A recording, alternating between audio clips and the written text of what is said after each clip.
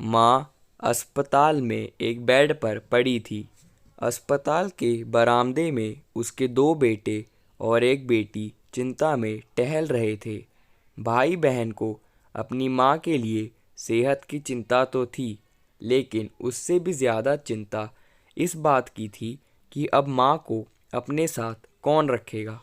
जब तक माँ स्वस्थ भी वह इन तीनों से अलग अपने पुराने घर में रहती थी, लेकिन अब ऐसा करना खतरे से खाली नहीं होता और ऐसा करने से समाज में तीनों बेटे बेटियों का नाम भी खराब होता। लोग कहते हैं कि देखो कैसी औलादें हैं, बीमार माता को अकेले रहने के लिए छोड़ दिया। 1 घंटे से बिना कोई बातचीत किए वह तीनों अपने अपने विचारों में खोए हुए थे। फिर बहन ने चुप्पी तोड़ते हुए कहा, अपने बड़े भाई की तरफ देखते हुए कहा, भैया आप बड़े हैं, इसलिए आपका कर्तव्य है कि माँ को ज़रूरत के समय आप रखें और उनकी देखभाल करें। छोटी बहन की बात सुनकर बड़े भाई ने पहले अपनी पत्नी की ओर देखा और बोला, मैं इस बात से बिल्कुल इनकार नहीं करता कि बड़े होने के नाते मेरी माँ की देखभाल करने का कर्तव्य है, लेकिन तुम तो जानती ही हो कि मैं और तुम्हारी भाभी दोनों ही जॉब करते हैं। ऐसी हालत में माँ के साथ किसी न किसी को हर वक्त उनकी देखभाल करने के लिए उनके साथ रहना पड़ेगा, जो हमारे लिए बहुत मुश्किल हो जाएगा। बहन, तुम तो पूरा दिन घर ही रहती हो, तुम माँ को अपने साथ क्यों नहीं रखती? पैसों की चिंता मत करना, जो भी खर्चा आएगा मैं दे दूँगा। सुशील भैया, आप तो जानते हैं कि मैं माँ से कितना प्यार करती हूँ, लेकिन आप यह भी जानते हैं कि मेरे ससुराल वाले कैसे हैं। मैं यह बिल्कुल बर्दाश्त नहीं कर पाऊँगी कि कोई मेरी माँ को और मेरे भाइयों को भला बुरा कहे। इसलिए अच्छा यही होगा कि माँ को अनिल भाई के यहाँ रखा जाए। बड़े भाई सुशील ने भी छोटे भाई अनिल के यहाँ माँ को रखने के लिए सहमति जताई।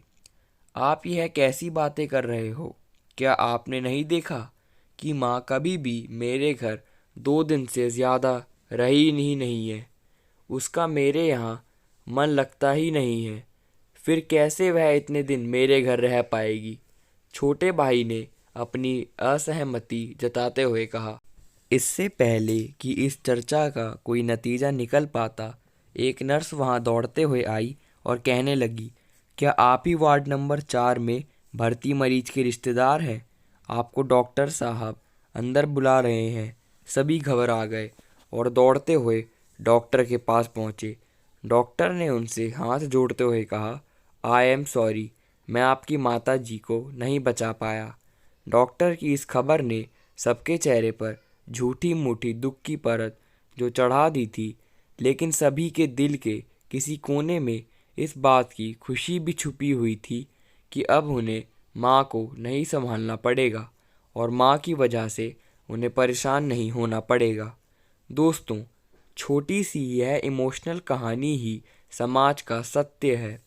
यहाँ लोग ऊपर से जो दिखाते हैं वह अंदर से नहीं होते। जो माँ बाप अपने 4-4 बच्चों को बिना किसी शिकायत के बड़ी आसानी से संभाल पाते हैं, आगे चलकर ज़रूरत पड़ने पर यही 4 बच्चे मिलकर भी उन्हें नहीं संभाल पाते या नहीं संभालना चाहते। बच्चों को यह बात नहीं भूलनी चाहिए, जैसे वह बोएंगे वैसे ही तो कटेंगे। अगर आज वह अपने माँ बाप के साथ बुरा बर्ताव करते हैं तो उन्हें यह याद रखना चाहिए कि उनके बच्चे भी बड़े होंगे और वह भी बूढ़े होंगे। जो उन्होंने अपने माँ बाप के साथ किया है, उनके बच्चे भी उनके साथ वही करेंगे।